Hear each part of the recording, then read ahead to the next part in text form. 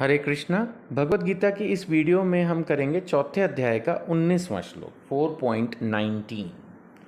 करीब करीब 17-18 जो हमने पिछली वीडियो में पढ़ा, करीब करीब वही बातें इसमें रिपीट हो रही हैं। जिस व्यक्ति का प्रत्येक प्रयास, जो भी वो काम कर रहा है, इंद्रिय तृप्ति की कामना से रहित है, यानी काम वो कर रहा है लेकिन उसकी इच्छा ऐश मारने की नहीं है, वो सिर्फ सेवा भाव से कर रहा है, उसे पूर्ण ज्ञानी समझा जाता है। नेचुरली पूर्ण ज्ञान उसी को तो होगा। अब माना हम थोड़ी देर पहले भी चर्चा कर रहे थे पिछली वीडियो में कि जिसमें न अहंकार हो, जो जय पराजय यश अपयश इन सब चीज़ों से दूर हो और फिर भी कर्म करता रहे, इतना आसान तो नहीं है, बट फिर भी ही इज़ परफेक्शनिस्ट, पूर्ण ज्ञानी।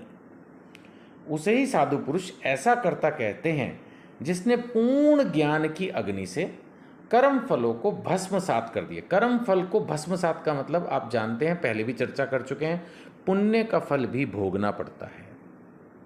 मोक्ष नहीं मिलेगा पुण्यवादी को भी, पापी को तो मिलेगा ही नहीं, उसको तो सजा भी भोगनी है। तो जो भक्त होता है वो अपनी भक्ति से पुण्य और पाप दोनों प्रकार के कर्म करना एक तो बंद कर देता है। जो करता है सेवा भाव में करता है तो नए कर्म फल बनने बंद हो जाते हैं। दूसरा, भक्ति के प्रभाव से वो अपने पिछले पुण्य और पाप कर्मों के जो फल होते हैं उनको खत्म कर देता है। पहले भी इस बारे में मैं बोल चुका हूं, फिर रिपीट कर रहा हूं। पुण्य कर्म करने से पाप कर्मों के जो बुरे परिणाम हैं उनसे आप बच नहीं सकते।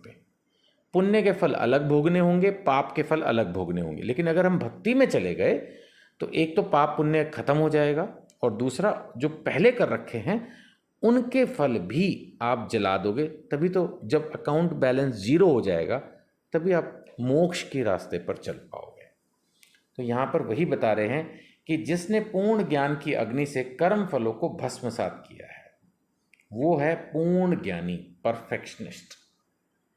20वें श्लोक में भी करीब करीब वही बात।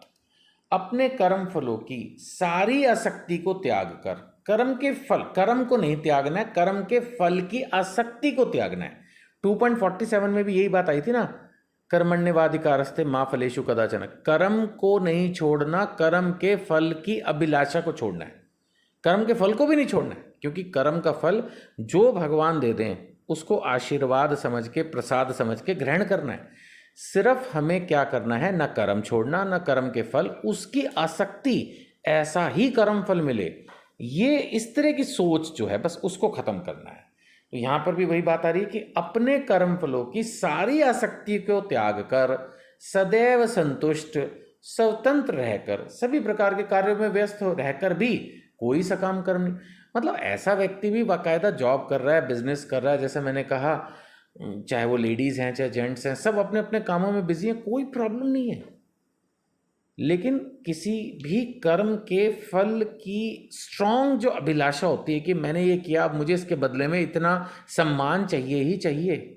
कुछ लोग किसी भी एक फंक्शन में जाके या किसी भी एक पब्लिक इवेंट में जाके कई बार इसीलिए दुखी हैं कि उनको जो सम्मान मिलना चाहिए था, जो स्टेज पे जगह मिलनी चाहिए थी, शायद वो नहीं मिली, जो माला पड़नी चाहिए थी वो नहीं पड़ी। ऐसा हमारे साथ शादी ब्याह में भी हो जाता है, यार हमें पूरी इंपॉर्टेंस नहीं दी, हमसे तो पूछ ही नहीं रहे, तो हम उसी बात पे दुखी हो जाते हैं एक अच्छे भले माहौल में भी।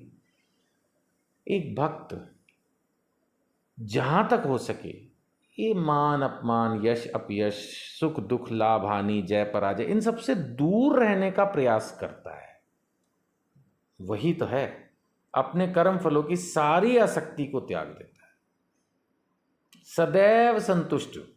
संतुष्ट के आगे सदैव वर्ड यूज किया, हमेशा। ये नहीं कि कभी कभी संतुष्ट कभी कभी असंतुष्ट, ऐसा नहीं, सदैव संतुष्ट तथा स्वतंत्र। बंधा नहीं है वो किसी चीज से, सभी प्रकार के कार्यों में व्यस्त रहे। काम कर रहा है, कोई प्रॉब्लम नहीं है, काम तो करना ही है। तो वो इस तरह से कोई सकाम कर्म नहीं है फिर कि उसका कोई फल आएगा और उस फल में पाप फिर उसको भुगतना पड़ेगा, पुण्य भुगतना पड़ेगा, ऐसा कुछ नहीं है। He will be a free man, no problem, बात खत्म।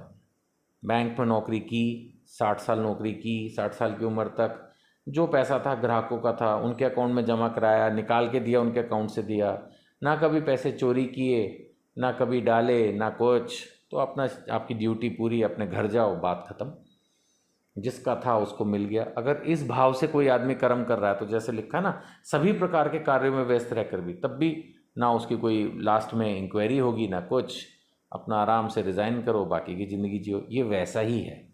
इस जीवन के बाद हमें रिज़ाइन करके अगली लाइफ तो शुरू करनी ही है ना, आध्यात्मिक होगी, भौतिक होगी, कहीं ना कहीं वो इस जन्म में जो हम कर रहे हैं उस पर डिपेंड करेगा। तो हमें हर प्रकार से संतुष्ट रहकर और कर्म फलों की आसक्ति को त्याग कर जीवन जीने की कोशिश करनी है।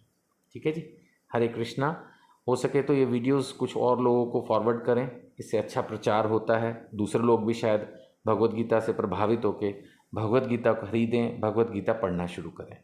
अगर आप प्रचार में हमारी कोई मदद करना चाह रहे हैं तो हर वीडियो पर मेरा नंबर दिया है, व्हाट्सएप से कनेक्ट करें, हेल्प करने की प्लीज़ कोशिश करें। धन्यवाद। हरे कृष्णा।